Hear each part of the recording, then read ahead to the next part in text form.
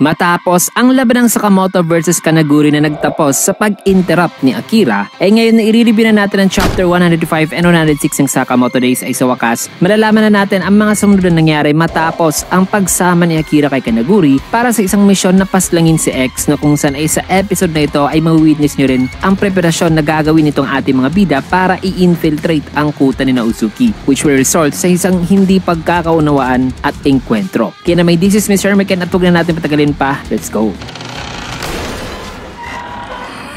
Nagsimula ang chapter dito sa bus stop na sabi rito ni Shin na masaya raw siya na nakabalik na sila rito, na pakiramdam daw niya ay matagal daw silang nawala. Sabi naman ni Sakamoto na oo, marami raw kasi ang nangyari. Maya-maya pa napasigaw naman si Shin na sabing, hoy, ano bang ginagawa mo sapagkat binaril ni Amane ang isang vending machine? Na sabing ha, sira ba raw itong ticket machine na to na binaril na raw niya ang mark pero ang ticket ay di pa raw lumalabas. Nasabi naman ni Shin na ikaw ang sumira niyan. Hindi ito kagaya ng kalukuhang meal ticket na machines sa JCC. Sinabihan naman ni Sakamoto si Shin na wala raw silang magagawa kasi lumaki raw si Amane sa loob ng JCC. Sabay sinabihan niya si Amane na sa regular daw na society ay importante raw na magkisama at itago ang kanilang identity bilang mga assassins. Sagot naman ni Amane na wag daw ito mag-alala kasi straight A naman daw ang kanyang grades na nakukuha sa regular society class. Nasabi naman ni Shin na totoo ba? Kung kaya't umalis naman si Amane na sabing kailangan mo ng ticket para makasakay ng tren, diba? Kaya bilisan na raw nila at bumili na ng ticket. Kaya dito naman sinabihan ni Shin si Amane na kailangan daw muna nitong bumili ng ticket bago ito papasok sa ticket gates. So naninibago pa ngayon si Amane mga kaibigan outside sa JCC, na matapos niyan ay one day earlier ay pinakita naman dito mga kaibigan bago ang eksenang ito, itong si Byodo na sabing ano ba raw ang gagawin nila sa Sakamoto ngayon. Sagot naman ni Shin na may info na raw sila ngayon sa hideout ni X na nakuha nila mula kay Club Jam, na alam daw nila na nasa abandoned warehouse daw sila ngayon sa Bangkok, Thailand. Nasabi naman ni Sakamoto na pupunta raw sila doon as soon as matatapos nila ang kanilang arrangements, na posibleng nandun raw si Akira ngayon, na dapat nga nila itong pigilan bago raw ito makapunta kay X. Maya-maya pa lumapit naman si Amane na sabing, Sakamoto, pakiusap, hayaan niyo akong sumama sa inyo. Tanong naman ni Shin na wikang, Amane, bakit? Sagot naman ni Amane na gusto raw niyang mahanap ang kanyang ama. Natutulong daw siya kina Sakamoto, in exchange ay sana itulungan din daw siya ni Sakamoto na mahanap ang kanyang ama na ang kasama raw ni Sakamoto noon sa trabaho. Sagot naman ni Shin na isa parang first year student si Amane na wala pa itong level 1 na license. Sagot naman ni Amane na wala naman daw siyang papatayin. Gusto lang daw niyang mahanap ang kanyang ama. At ayon dito mga kaibigan na may dalawang klase raw kasi ng assassin's license. Ang level 1 ay ang amateur, na may limitado lamang daw na bilang na pwedeng patayin ang assassin na yan sa loob ng isang taon. May limitado lang din daw targets at klase ng mga mission. Ang level 2 license naman, which is ang pro, ay may limitations naman daw base sa JAA regulations, na allowed daw ang mga to na magturo at mag-establish ng assassin companies. At maliit lang daw ang bilang ng mga assassins na may level 2 na license. So yan pala ang licensing sa JAA. At nakakamangha kasi ang license ni Nagumo ay isang gold mga kaibigan. Matapos yan ay sinabihan naman ni Sakamoto si Amane na ano ba raw ang makukuha nila kung may isasama silang isang bata. Na nang masabi yan ni Sakamoto ay sa isipan naman ni Shin ay sabi niya na the fact na nakipag-usap daw si Sakamoto kay Amane bilang isang kapwa assassin ay ibig sabihin na may nakita raw si Sakamoto kay Amane. Maya pa'y may ginuguhit naman ganyan si Amane na isang papel na dito ay nagawa niyang maguhit accurately si Kashima, na sabing confident daw siya sa kanyang memory even though hindi raw ito singtalas talaga ng kanyang lolo. Pero ito raw ang image na naalala niya during sa kanyang pagkikipag-video call sa isang dear guy na kasamahan daw noon ni X. Ngumiti naman si Byodo na sa isipan naman ni Shin ay sabi niya na nakakamangha raw ang drawing na ito. Kaya tinanong naman ni Shin si Sakamoto kung ano raw masasabi nito, na nang tinignan ni Sakamoto ang iginuhit ni Amane ay napansin niya na may reflection pa nga mga kaibigan sa mga mata nito na isang Thailand alphabets na nabasa naman ni Seba na sabing fried crab curry daw ito, na ang translation daw ng words na yan na isa raw itong traditional Thai dish. Nasabi naman ni Shin na in other words ay nasa isang abandoned warehouse daw si Uzuki na malapit daw sa curry restaurant sa Bangkok, na ngayon ay mas napanarrow daw na raw nila ang possibilities ng lokasyon ni Uzuki. Kung kaya't sinabihan na ni Byodo si Sakamoto na magsasubmit na lang daw siya ng application sa academy para kay Amane, na ang ilalagay niya doon ay magte-take daw muna si Amane ng isang part-time job. job. Kaya sinabihan na ni Sakamoto si Amane na unang-una sa lahat ay kailangan pa raw nitong mag-training kasi kailangan raw nitong ma-master ang pag-register. Nasagot naman ni Amane na mahusay raw siya pagdating sa pag-learn ng mga bagay-bagay na sa kanyang isipan ay sabi rin niya na pag-register, isa ba raw itong uri ng special attack na wala pa raw siyang narinig na ganito. Titignan na lang daw niya mamaya ang tungkol dito. Tinanong naman ni Shin si Seba kung sasama ba raw ito sa kanila. Sagot naman ni Seba na gusto raw sana niyang sumama pero ever since daw nung kanilang nangyaring laban kay Club Jam ay ang kanya raw kanang kamay ay nasugatan kaya umalis na lang si Seba na sabing kung isang tao ay wala raw kakayahan na mabuhat ang kanyang sariling bigat then mas bababa raw ang kanilang tsansa na makakapag-survive. Nahahanapin na lang daw niya ang info patungkol kay X ng mag-isa lang. Maya-maya pa'y tinawag naman ni Shin si Seba at nilapitan nito na sabing babantayan ko si Mafuyo. Ibabalik namin siya, ipinapangako ko yan. Kung kaya tuluyan nang umalis si Seba na sabing salamat, mabahong clairvoyant.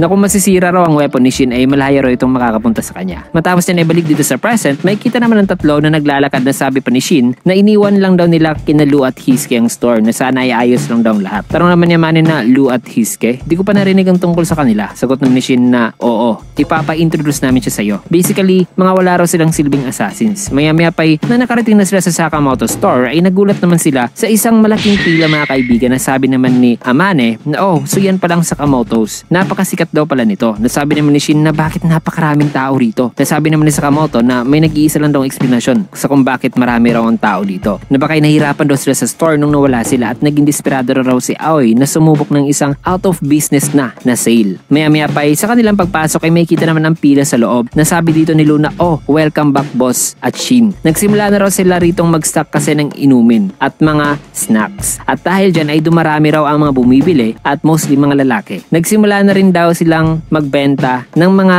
may mainit na Oden stew. Tanong naman ni Sakamoto na Oden stew. Sabi naman ni Amane na Oden. In which ay sinabihan naman ni Lucy Amane na kumuha lang daw ng Oden at nang tinikman ito ni Amane ay nasarapan talaga siya. Tinanong naman ni Shin si Lu sa kung nasa na ba raw ngayon si Hisuke. Sagot naman ni Lu na busy raw ngayon si Hisuke sa kanyang Piber Eats. Tanong naman ni Shin na ano ba yung Piber Eats? Na matapos din ay may kita si Hisuke na nakatingin sa maps dito sa kanyang cellphone na sabing tingnan natin. Sunod naman ay ang delivery sa matandang si Sugita. Number 13 2nd Street daw ang address nito. At ang order daw nito ay ang detergent, mga itlog at Oden. In which ay pinahandaan naman ni Hisuke si Pisuke na kanyang ibon sabay pinapotok ni Hisuke ang kanyang sniper rifle dun sa address kanina na tinignan niya at may kita na ang bala pala nito ay nilagyan niya nung in-order ng matanda at may nakatouch dito na maliit na shoot mga kaibigan.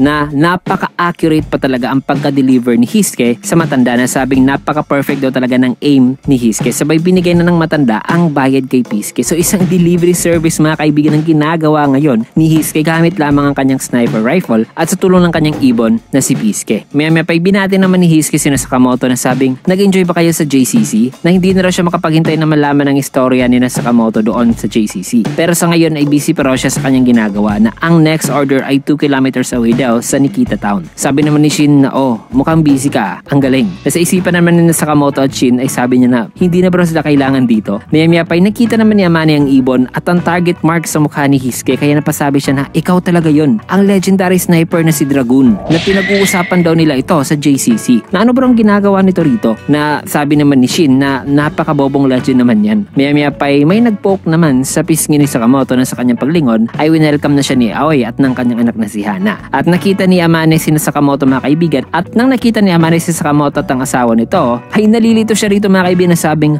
anong nangyayari? May dalawang Sakamoto kasi nakita niya rin si Sakamoto noon mga kaibigan na nag-disguise kay Aoi kaya ay nahihilo siya ngayon sa kung bakit may dalawa raw Sakamoto ang nakikita niya na ano ba raw itong regular society na sinasabi nila na hindi niya raw ito naiintindihan. Sabay nahimatay na lang si Amane. Matapos niya sa sumunod naman na eksena, maririnig naman si Kanaguri na nagsasalita na sabing sabihan mo ko, Akira Akao, bakit mo ba gustong ipagigante si Ryo Nakao? May kita naman si Kanaguri na nagka-bandage na mga kaibigan habang si Akira ay nasa harapan nito. At may kita rin ng 4 na tao na nakatali na ang mga floaters pala mga kaibigan mula sa JAA na sinabihan ngayon ni Akira na patawad. Hindi ko kasi pwedeng hayaan na malaman daw ng JCC ang lokasyon ngayon ni Kanaguri na kung matatapos na raw ito ay pinapangako raw niya na papatay niya raw talaga si Kanaguri. Nasabi naman ni Kanaguri na napakalambot naman daw ng paraan ng pag-approach ni Akira na mapapatay daw talaga siya nito kaagad ng mga kasamahan ni X bago pa raw ito makapunta kay X. Sagot naman ni Akira na wikang, ikaw ang papatay sa mga kasamahan ni X. Kaya nga ay dinala kita rito. Sagot naman ni Kanaguri na may kontrata daw sila na si Akira ay magpe-play daw bilang lead actress sa pelikula nitong si Kanaguri at dadalhin naman daw ni Kanaguri si Akira kay X. Yun lang daw ang kanilang kontrata na wag na raw isali dito ni Akira ang pagtulong daw nitong si Kanaguri na paslangin ang mga kasamahan ni X. Sagot naman ni Akira na kung may papatay daw sa kanya at hindi yan si X, ay di ba ang pangit naman daw ng ending ng pelikula? Mga salitang mas nagpaisip naman lalo dito kay Kanaguri na sa kanyang isipan ay sabi niya na ayos. Nararamdaman ko talaga na ganado ako. Sina X, Akira, Akaw, ang Order, sina Sakamoto at ang kasamahan nito, nasa akin na ang lahat ng mga actors na kung makikita-kita raw silang lahat sa iisang frame, eh ano raw kaya ang mangyayari? Nasisigurado niya talagang makakapture ng kanyang camera ang last man standing sa kanila. Matapos niyan, ibalik dito kina Amane na ngayon kumakain sila ngayon mga kaibigan sa isang barbecue place. Nasabi rito ni Aoy na pupunta raw pala sina Sakamoto sa Thailand. Sabi naman ni Luna magdala kayo ng mga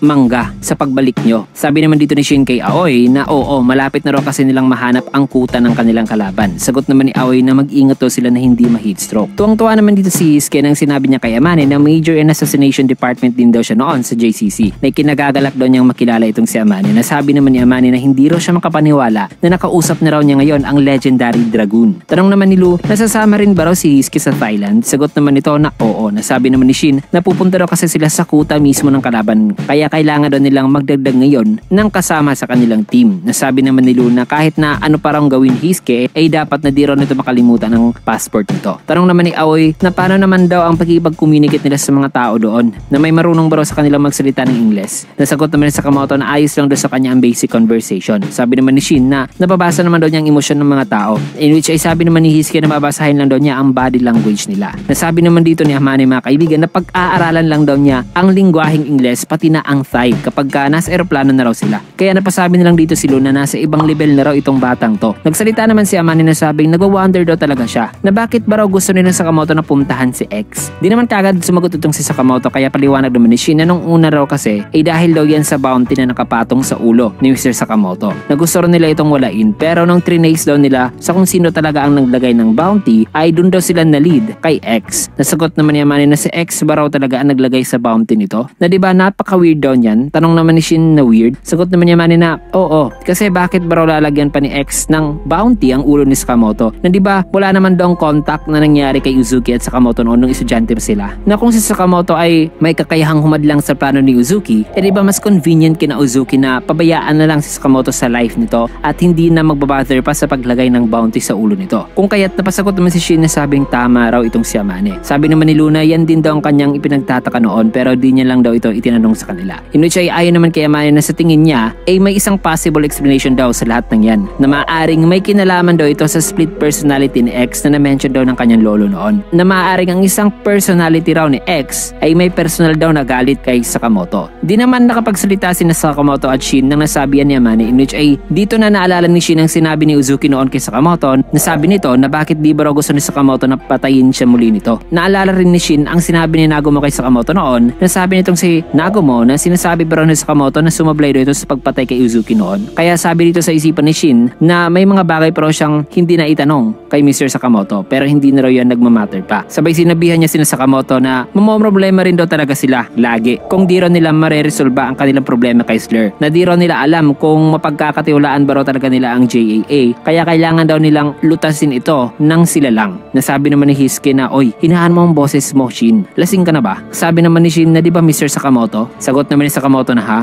Oo. Matapos niyan ay may napansin naman si Shin sa mga sagot na yan ni Sakamoto. Na few hours later habang tulog silang lahat ay may kita naman si Sakamoto na mag-isa nang nag-impake at lumabas na sa shop. Subalit hinabol siya rito ni Shin at sinabihan na iiwan ba raw pala sila nito? Sagot naman ni Sakamoto na nakuha mo pala ha? Sagot naman ni Shin na na-sense daw niya kanina na may kakaiba raw talaga doon sa barbecue place na bakit daw? Sagot naman ni Sakamoto na dahil sa hindi niya raw alam ang rason. Tugon naman ni Shin na di niya raw tatanggapin ang sagot na yan. Dahil pa rito ni Sakamoto na hindi niya raw alam kasi may na-sense daw kasi siya na dapat na siya lang ang mag-isang pupunta doon at ang kanya raw mga hula at intuition ay usually tama raw talaga. Mga salitang nagpagulat naman kay Shin na sabing akala ko ba ay nagsisimula ka nang magtiwala sa akin? Yan ba ang rason kaya ayaw mong pag-usapan ang nakaraan nyo ni Slur? Kasi wala kang tiwala sa akin? Sagot naman ni Sakamoto na kahit ang pagkakaroon lang daw ng impormasyon kay Slur ay magpapamiligro na raw sa buhay ni Shin. Na di ba natutunan naman daw yan ni Shin nung nasa JCC sila na hindi raw maganda kung casually magbabahagi lang daw sila dito ng mga impormasyon. Sagot naman ni Shin na handa naman daw siyang harapin ang lahat ng yan. Si Sakamoto raw ngayon ang ayaw na harapin ang realidad. Mga salitang nagpasabi kay Sakamoto na wikang, anong sabi mo? Kaya sagot naman ni Shin na sabi ko ay wag mo akong maliitin. Sagot naman ni Sakamoto na wag kang pumunta dyan. Wala kang laban sa akin. Na matapos masabi ni Sakamoto ay sumugod na ngayon si Shin na na-block naman ni Sakamoto. Subalit may napansin dito si Sakamoto nang ikinilos ni Shin ang isang paa nito at gumawa ng isang roundhouse kick na naiwasan naman ni Sakamoto at tinanggal dito ang kanyang cap para matakpan ang vision ni Shin. Sabay sinusunod ito nang maya-maya pa ay napansin naman ni Sakamoto na nagawa pala ni Shin na maiwasan ang suntok at mahawakan ang braso ni Sakamoto. Nagamit ang glove ay hinagis ni mga kaibigan si Sakamoto na nagpapunta ngayon sa loob ng shop. Subalit habang nasa mid-air ay nagawa namang makuha ni Sakamoto ang isang pagkain at binato ito kay Shin na naiwasan din nitong si Shin at may kita ang seryosong mukha nito. Nasabi naman sa isipan ni Sakamoto na si Shin daw ay na nag-iisip pa siya ay nakapunta na si Shin sa kanyang harapan para gumawa na naman ng isang atake gamit ang glove. Nang matapos yan ay magkasabay naman sina Shin at Sakamoto na nakuha ng isang net kaya nahinto ang kanilang pagka-clash at ang gumawa pala nito ay si Hisuke na sabing, oy, ano bang ginagawa nyo? Wala na rong oras pa para sa isang away. Sabi pa niya kay Sakamoto na wikang hindi ka makakapunta na mag-isa.